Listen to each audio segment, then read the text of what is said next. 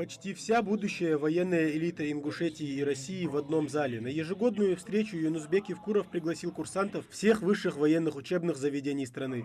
Но многие приехать не смогли. Глава республики отмечает, эту ситуацию нужно менять. Уважаемый военком, вы должны обязывать каждого курсанта, офицера прибывать домой, выступать в своей школе, платить каникулы, ходить по родственникам, ходить на телевидение, коллективно или не коллективно.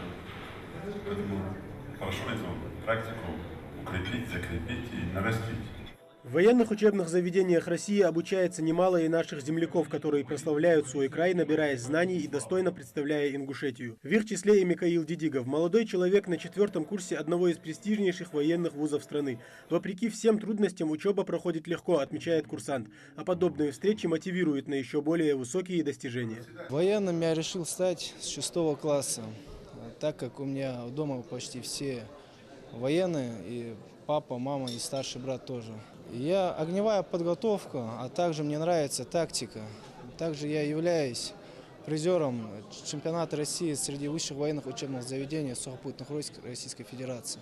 Пойти по стопам знаменитых земляков и зарекомендовать себя на военном поприще настоящим патриотом и профессионалом – задача, которая стоит перед этими молодыми людьми. Да, сложная, но трудностей ребята не боятся, что они уже доказали, встав на путь военнослужащего. Вот такие люди, как Налегиев, наша дикая дивизия или Ингушский полк, и во всех войнах, которые участвовали, тот же, как мы говорим, там, первый герой Советского Союза, я видел со временем уже после Великой Отечественной, Руслан Аушев, тогда еще в Чечне Ингушетии первый был. Надо понимать, гордиться, и не думать, что вы где-то там, они где-то в космосе, и они слепили из чего-то. Нет, они из таких же, как мы все вместе, с многодетных семей. Отличившихся в учебе награждают грамотами главы. Для своих однокурсников они пример для подражания. Что говорить о тех, кто только задумывается над выбором дальнейшей жизненной стези. Благодарность от главы региона за отличную учебу и хорошие достижения получает и Муса Муталиев. В военный вуз молодой человек поступил за 2-м образованием. Курсант планирует и дальше прославлять родной край, как, впрочем, и его лучший друг, однокурсник. Поступил в 2008 году в Санкт-Петербургское Суворовское военное училище, закончил в 2013 году. После этого поступил в военный университет Министерства обороны, обучаясь на 5-м курсе финансово-экономического факультета по дисциплине экономической безопасности. Выбрал этот путь, чтобы стать эрудированным офицером российской армии.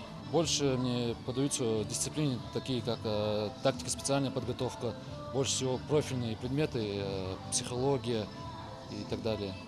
Еще один отличник, Адам Тавбулатов. С выбором военного направления молодой человек точно не прогадал. Успехи говорят сами за себя. Возможно, Ингушетия скоро будет чествовать еще одного выдающегося военного. Самое главное для нас это практика, как для любого юриста. Потому что если не будет практики, то как бы ты ни изучал теорию, ты не будешь знать свою работу. Поэтому вот сейчас у нас на 3-м курсе, через год, у меня уже будет практика в вооруженных сил. Мы будем уже выезжать в города России.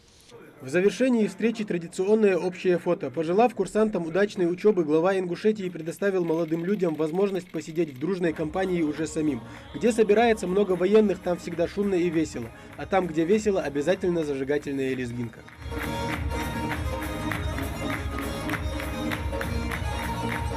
В следующем году, как надеются собравшиеся, курсантов будет намного больше, а значит список отличившихся в учебе тоже будет длиннее. Тамерлан Хамхоев, Рахман Цуров, Новости 24.